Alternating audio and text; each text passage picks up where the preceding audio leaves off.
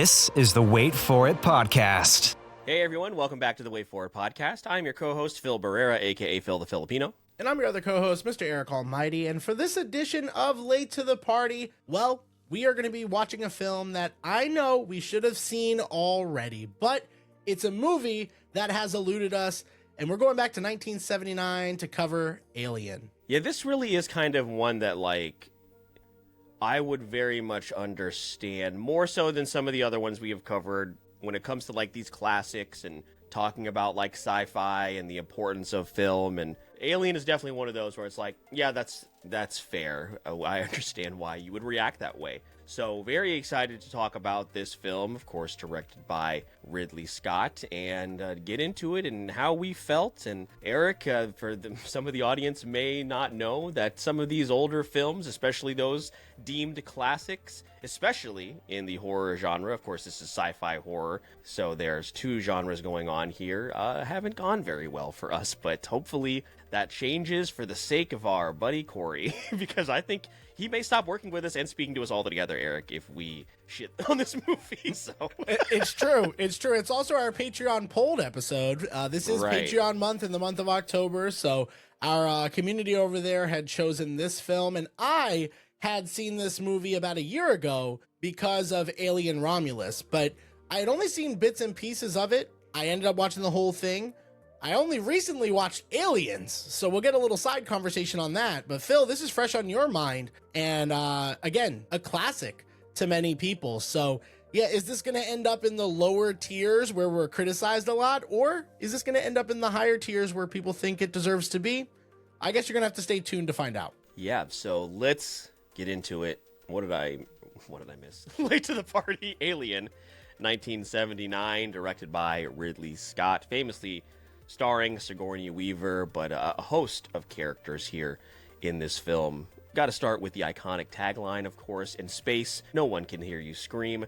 During its return to Earth, commercial spaceship Nostromo intercepts a distress signal from a distant planet. When a three-member team of the crew discovers a chamber containing thousands of eggs on the planet, a creature inside one of the eggs attacks an explorer. The entire crew is unaware of the impending nightmare set to descend upon them when the alien parasite planted inside its unfortunate host is birthed. So, over the last few months, we have adopted a new format for these episodes. We each choose 3 takeaways. Eric, I will go ahead and go first, and we will just go ahead and start with one thing that I think maybe some people could be turned off by this movie, and I'll give you guys my thoughts on it here. And some people may think that this is a slow burn. Maybe people may not like the pacing. Takes a while for the iconic scene to pop up, which is about an hour into the film. I also watched the kill count for this after I watched the movie, Eric, so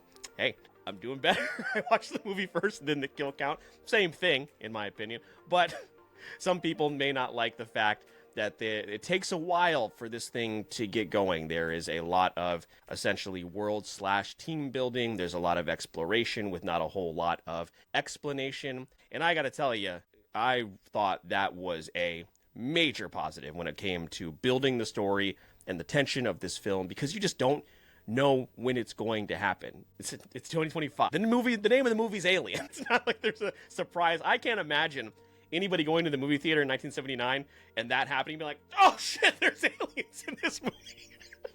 Hopefully that didn't happen. But I think the pacing and the slow build of this film is so important. And honestly, when you think of some of these monster / horror adjacent sci-fi films that come out now, maybe some of them get to the point a little bit too quickly. So, it's no surprise that Alien, Eric, spawned a bunch of copycats, because you know what? They got it right here the first time. Yeah, and as somebody who did watch Alien Romulus, again, not the biggest Alien fan, but I've seen films. I've seen that. Alien vs. Predator, of course. I think most casual people will say that. I did see Prometheus back in the day, and that was a film that I thought I could just kind of go into. Very similar vibes, slow build, tension building. It doesn't always work in all of these films. Same thing for Aliens. I watched Aliens, very similar, even though there's an S at the end. So, there's going to be a little bit more going on. Whoa. Spoilers here. you know what the first one needed? More aliens. Oh my god. Oh my god. So yeah, one of our favorite Letterboxd reviews ever.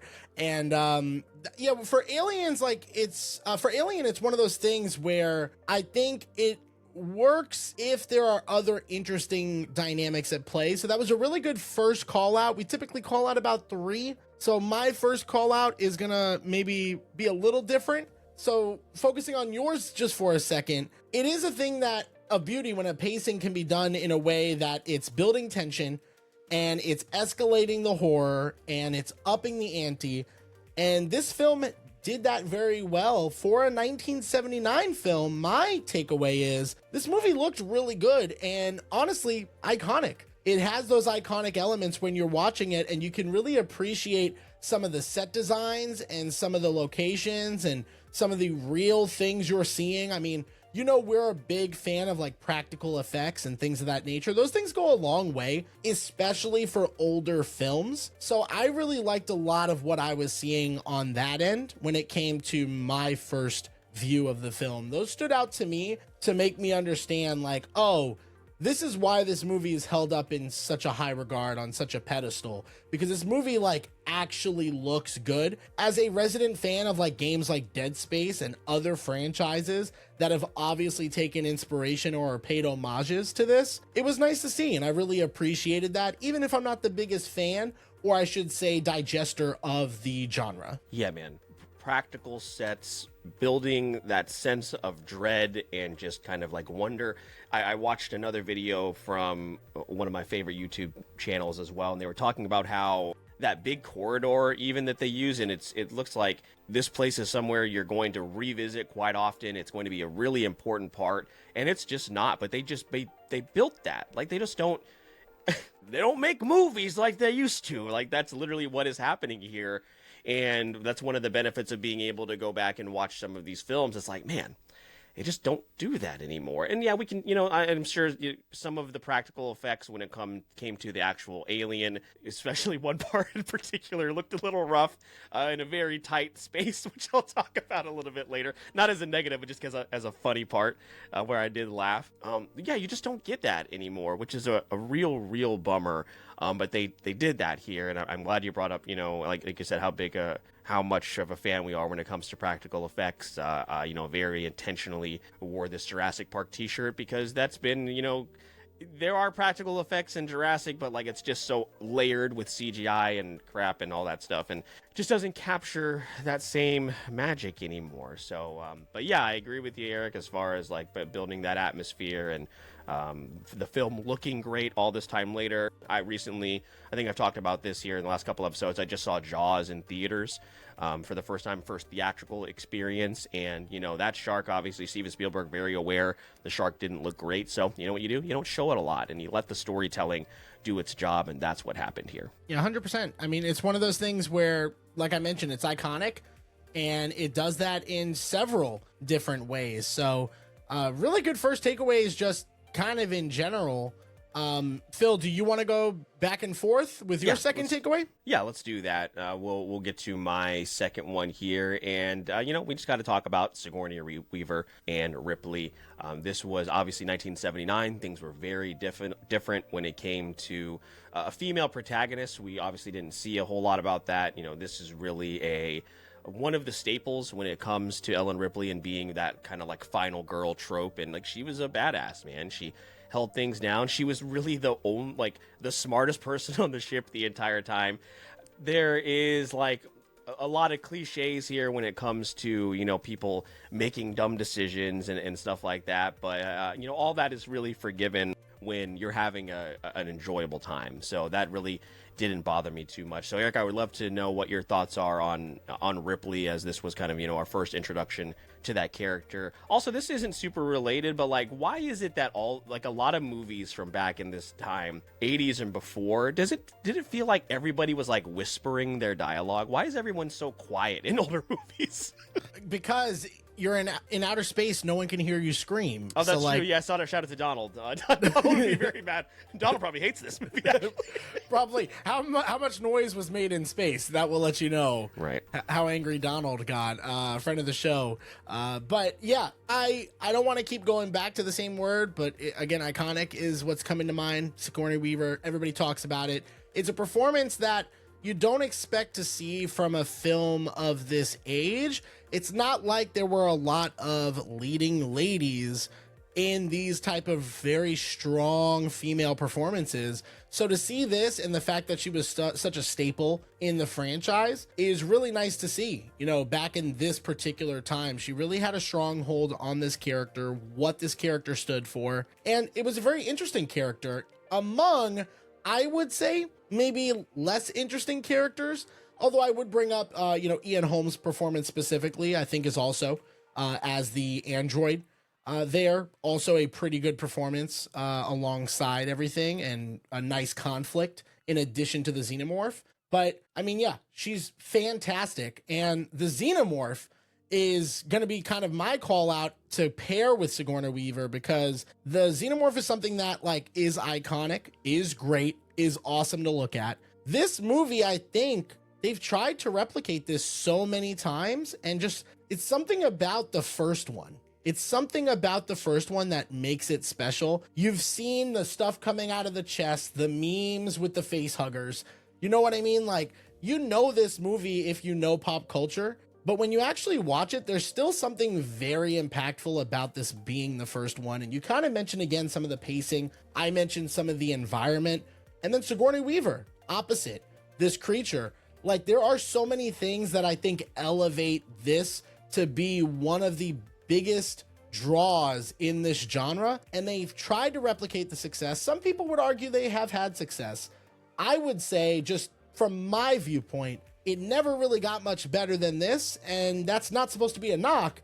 That's really just a kudos to the first one being able to pull it off so well. Yeah, and once again, I will bring up Jurassic Park, and you also have some of these thoughts when it comes to some of the older Star Wars films, right? Like, when it's done basically perfectly the first time around, it's like, man, how can this really be replicated? And I'm very interested to hear your thoughts about Aliens once we get to that here in just a little bit. But yeah, man, again, a great performance from Sigourney Weaver paired with an iconic movie villain, and one, as far as a design, like, no notes. You know what I mean? Like, it just looks so cool, even with the restrictions of the time. Like, the image of it, like, when it first pops out of the chest, just, like, scooting away, like, really fast. It's really funny. And then also, like, again, as I wanted to bring up here a moment ago, like, in the tiny corridor, and it's, like, reaching his arms out, which I'm sure back then,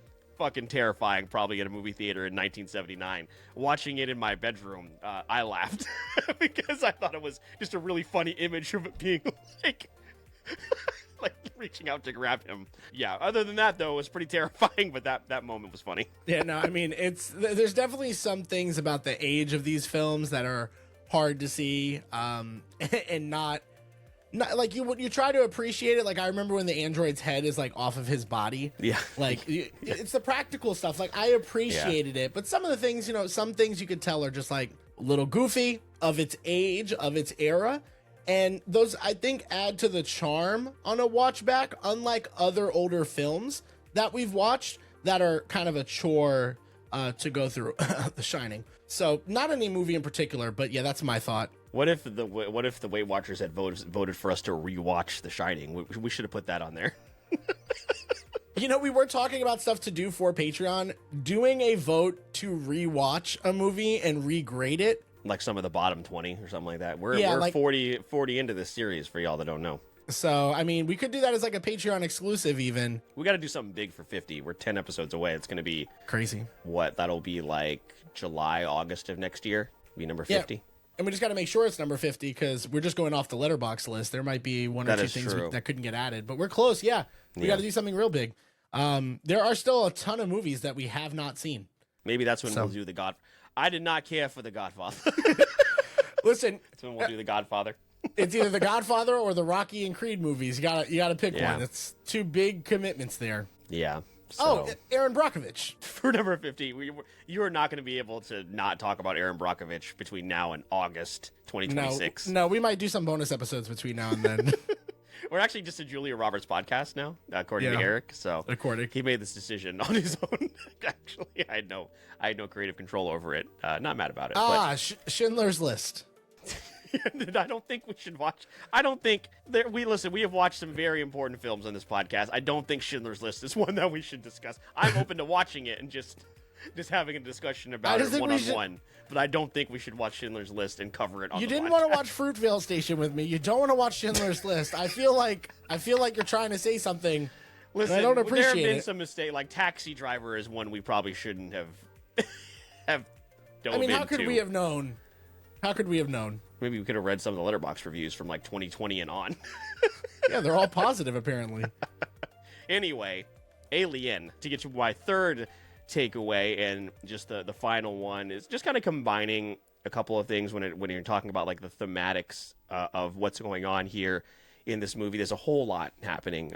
Exploitation, gender politics. They're treating Ripley like shit. They're treating her, even though she is in charge for a lot of this, people are still disregarding her on the ship. I saw someone making notes of like body violation things of that. It gives the movie like a weight that's not just this is a monster movie in space. And upon like a rewatch, I'm very interested to really hone in on some of those themes and like see the things that I missed out on for the first time around. So definitely something I'll be rewatching. And just the layers of that, like all of our favorite older films really have. They're not just a monster movie. Jaws isn't just a shark movie. Jurassic Park isn't just a dinosaur movie. Star Wars isn't just a space movie. All these things are layered in their themes. And Alien is no different. Yeah. And I mean, I agree with a lot of that. My third takeaway is a little conflicting, but like it's hard because like I don't disagree with anything that you mentioned. This is the type of movie you would want to go watch a breakdown of like Easter eggs or details you missed. But what I will say, and this is more of a complaint of the Alien franchise in general, why I've never really gotten into it, is that while it does tackle several different thematics and topics, and whether those are underlying or very up to the forefront of the movie, sometimes with the lore, it doesn't exactly hit as an audience member. Like I typically tend to walk away from a lot of these viewings for this franchise being a little bit more confused about like the grand scheme of thing, the timeline of things. And maybe for the first one, again, it's not as bad. They were doing a lot with like the mother thing and all of these aspects. Like some things don't need to be explained, but also it would be nice. And I think that's where sometimes the film would kind of lose me. If I'm having to do too much exploratory digging, I feel like I'm lost in that and I'm not paying attention to the film. So I felt that a couple times, but really I feel that just in general with this franchise. Whenever I watch an Alien film, I'm like, okay, I learned something new about the lore and there's now 3 more questions. And then when I go to watch like a video breaking that down, it's not really clearly stated in the film. It's like through some other catalog of information or like a data log that they read somewhere. You know what I mean? Maybe it's the tie-in game. I don't know. There's video games, there's comic books for this thing now. There's so many different aspects of what's happening here. And if you had told me that like Alien 1979 was the first movie that did like post-credit scenes, I'd have been like, yeah, I know there's 3 more of these. Technically, I'd love to know, there's more aliens coming up. Like, I would love to know how that happened. So, and then we're not even talking about, like you mentioned, with Prometheus and stuff like that. And then, of course, the most important ones, which is Alien versus Predator, which Eric agrees with. Yeah, no, I mean, top tier. Top tier. I've also it's crazy that I've seen Alien versus Predator and that I had not seen this. It's not, though. I think a lot of people, I really think a lot of casual people went to that. It's very much like Freddy versus Jason. It was a spectacle. Like it was oh shit, like Alien. Yeah, they're gonna fight Predator. Yeah. You know how many people watched Batman versus Superman and watched Man of Steel? How do you know that name? Martha. Fucking dumb ass film, dude. Man, we're bringing up a lot of bad films here. We should probably get back on topic. Alien, guys, very good. Aliens. That's a different story. Uh-oh. Uh-oh. I did not care. I did not care for aliens. You know what the problem is? The Xenomorph insists upon itself, Lewis. It's so when I was watching Aliens, obviously this one instead of Ridley Scott is James Cameron. You can immediately feel the shift in direction. So it's already got that. And if you like that, that works out. But like, I don't know, I felt like a lot of like cliche James Cameron stuff. Like, you know, it's Sigourney Weaver now is kind of playing this motherly role to a child situation that is kind of brought upon her and this team. There are more aliens, cool, so there's some more action. There's also more attempts at CGI and stuff like that, especially when it comes to like spacecraft, and those look of their age, of their time. And then the bigger thing is that this is a movie that tries to take its time. So there are more aliens, yes, but it doesn't feel like that until the end. So you're watching this again, about 2-hour film. First hour is like building, and it loses some of that lust because the first one did it already. And then it loses some of that lust because, again, it's not really interesting characters. Bill Paxton is really funny in it. Like, he's really great in that. There's a couple different standout characters. I would say more enjoyable supporting cast in this one. A little bit more goofy, a little bit more unserious. But it just, I don't know, Phil. It didn't hit the same beats. I still liked it as a movie, and I could appreciate it. But yeah, compared to the first one, a lot of people say that people believe it's a 1A, 1B situation in the Alien community. I just don't see how that's the case. I think Alien is clearly superior than Aliens. Yeah, I will definitely be sitting down and watching Aliens eventually. I certainly want to take a look at it. I did peek at your score for Aliens, and you're definitely in the minority. So as far as some of our friends as well that have rated this film, as the second film. So yeah, it also came out 7 years later, which when you talk about turnaround time for sequels back then, they usually weren't that long. Like, there wasn't usually that much space in between them. So I wonder if that led to the disconnect. Obviously, when you're going to have new directors, and especially a director whose only good film might be Terminator, so that's the other thing. As a fan of the Avatar films, I'm not gonna comment. And Piranhas 2. Really? Piranha 2. Oh. Did he direct this? Yeah, 1982. Late to the Party, November. Piranha 2: The Spawning.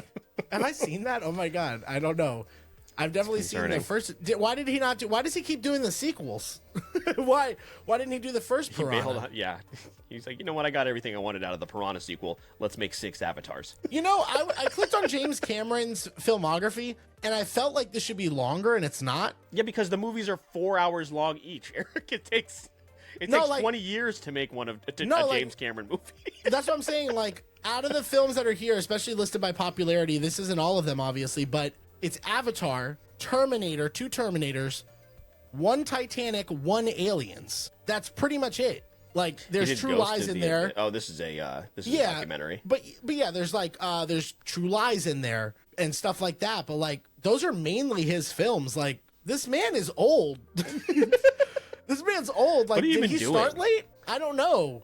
I never put that together that he's only done major franchises. When 2 of your movies, to be fair, are top 5 all-time box office gross in the history of film, you can chill.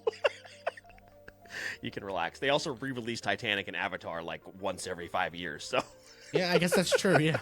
He's like, right. No. Yeah, no, I guess I should have known this, but yeah, that just really caught me off guard. I'm sorry. Yeah, James Cameron derailed this podcast like he's derailed so many other things. Anyway, Alien.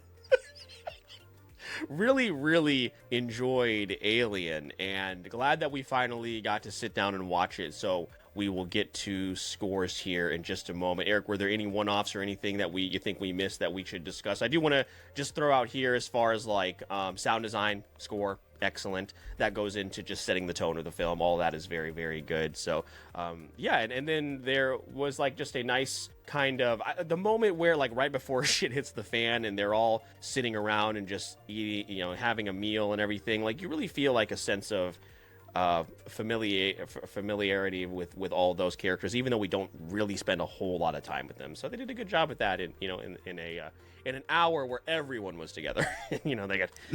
They start cutting people off pretty quickly.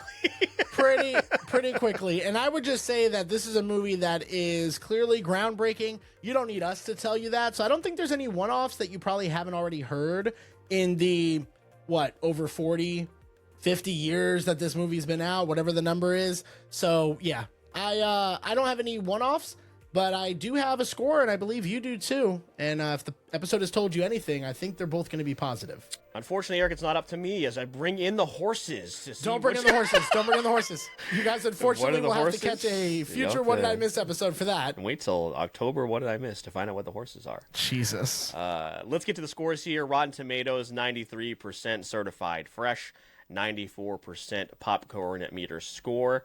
Over on IMDb, it is sitting at an 8.5.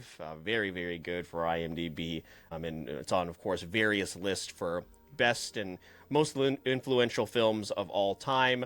Eric, there's no way that I think anyone should really be giving this less than a 4 out of 5, which is what I gave it.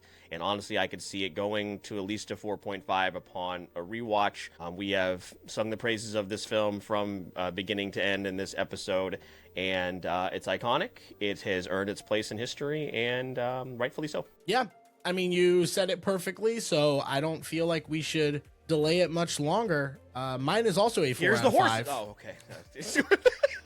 Did you do the Rotten Tomatoes as well? I did, yeah. That's the first thing I did.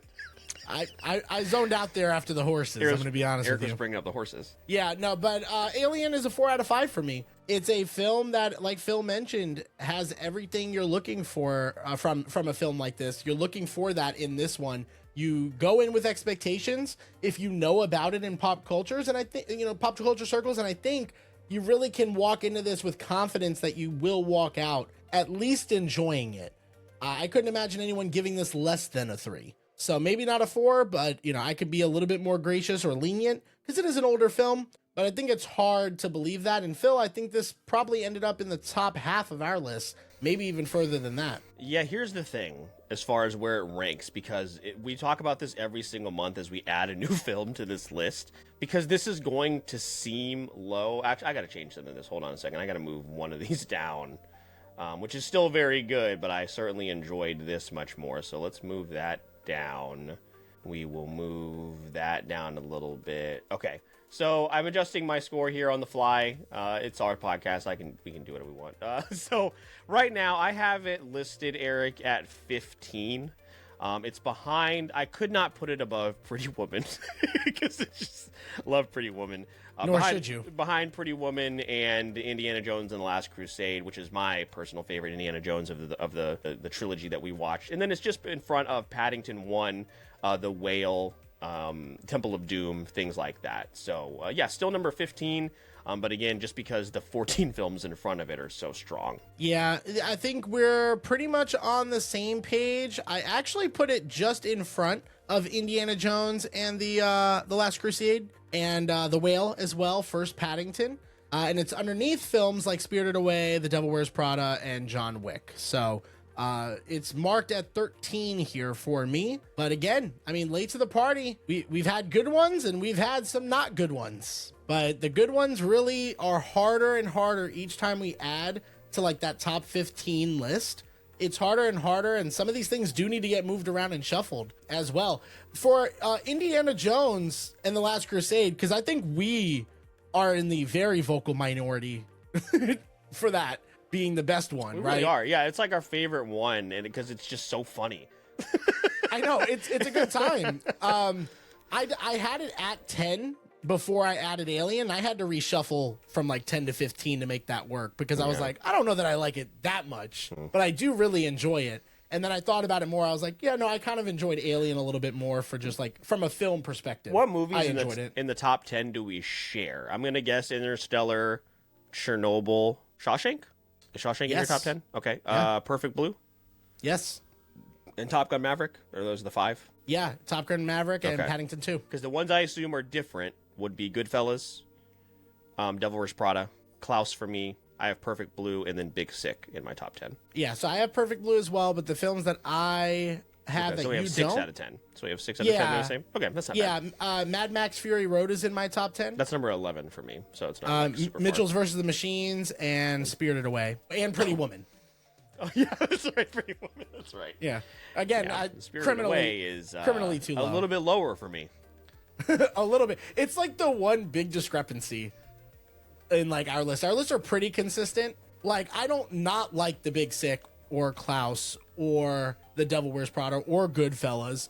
Like those are still pretty high in my list, but like Spirited Away for you, huge difference. But Hate that movie. yeah, Spirited Away is at 10. It will fall out at some point when we add another film into this. So probably Aaron Brockovich. Yeah, we have to make a big deal when something cracks the top 10 for us. We're gonna have to make it a big deal. We doing a more like this for this? We are. So we do a little series on the podcast called More Like This, where I look at Letterboxd and I look at IMDb, and we go into it looking at the films, bringing them up, and seeing which one would we rather watch. So, Phil, this might be hard because I feel like a lot of these films are not your jam. So if you did not watch this movie, that's okay. Pretty much not going to bring up any of the aliens for you. Yeah, Predator's rough too. All right, I got to scroll down quite a bit. Oh, okay, we can start here.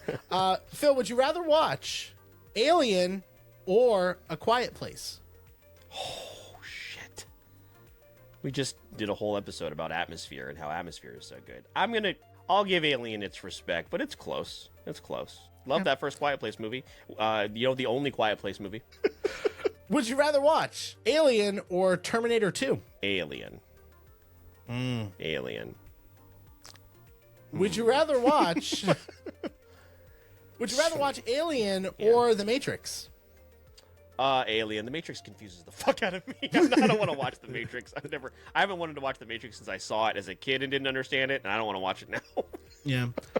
Would you rather watch Alien or The Silence of the Lambs? Silence of the Lambs. Come on, man. We're Hannibal lovers here. Would you man. rather watch Alien or Back to the Future? Back to the Future for different reasons, because that's just... It's just tonally such a different Just a good movie. time, man. Would you rather watch Alien or Nope? Alien, but it's close because Nope, upon looking back at it, I think I was too harsh on. So, yeah. Okay. Would you rather watch Alien or Alien versus Predator? Yeah, taking man, too no, long. Alien. Okay. I was like, I don't know if you've seen this movie, but because it's an awful movie, I just assume you have. Would you rather watch Alien or After Earth, the movie with Will Smith and Jaden Smith? Alien, Jesus Christ. I thought you were going to bring up 45 with Adam Driver, and I love dinosaurs. I couldn't get through 45. That's what it's called, right? 45 million years ago. That's what It's called. 65? 65. For 65. Yeah.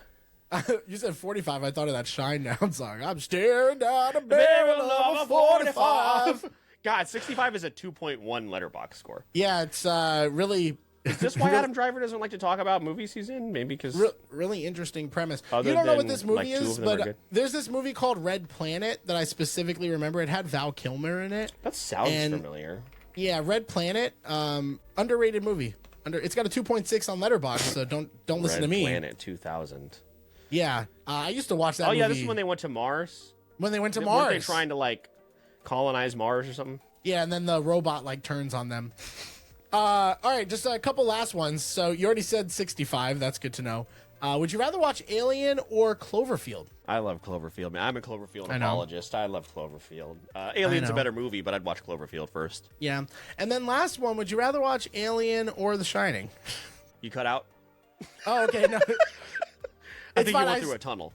no, it's fine. I said I was done. I said the list was Okay, done. that's what I thought. Yeah, that was it. But I'm really glad that we didn't have to disappoint anybody, and that we didn't have to let anybody down with our scores. Again, we tend to do that from time to time. I'm glad tonight was not one of those nights. Staring down the barrel of a 65. It's stuck in your head now. 65. You're gonna have to add that. We're gonna have to add it next week because we've already. Was that the face hugger? I don't know what it was.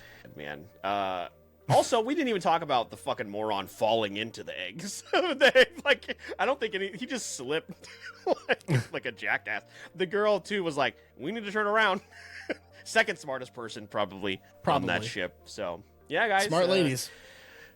Man, always listen to the women in your life, man. That's what we've learned. But Alien, 1979, late to the party. There it is. To kick off Patreon month. Shout out to our Weight Watchers again for voting. And if you want to know how you can get involved as far as our content, Eric will let you know about that here in just a moment. But if you want to keep up with Wait For It podcast, make sure you click the Linktree link in the show notes of this and each and every single episode. You can follow us on social media, Instagram, TikTok, join our thriving Discord community, follow us on Twitch where we are streaming a ton, and also make sure to like, share, subscribe on YouTube. You guys know the drill. Follow myself and Eric on our personal pages as we navigate our content creation journeys. And if you want to support the show, head on over to Apple Podcasts, Spotify, wherever you're listening. Give us 5 stars. It is one of the best ways you can support the show.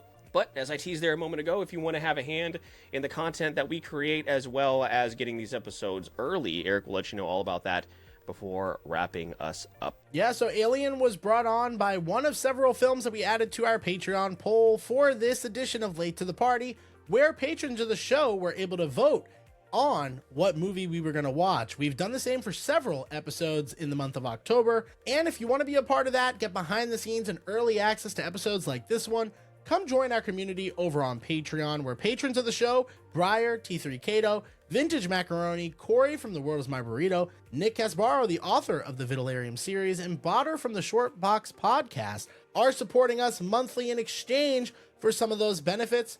We're also now beyond one of our conventions that we do every single year, and we typically have interviews that you're going to get first access to on that platform. So please make sure to support us there if you'd like to go above and beyond for the show.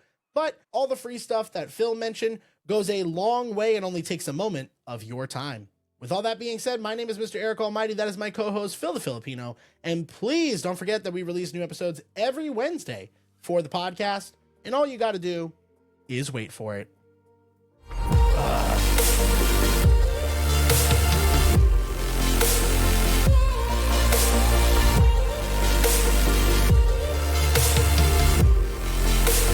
This is the Wait For It podcast.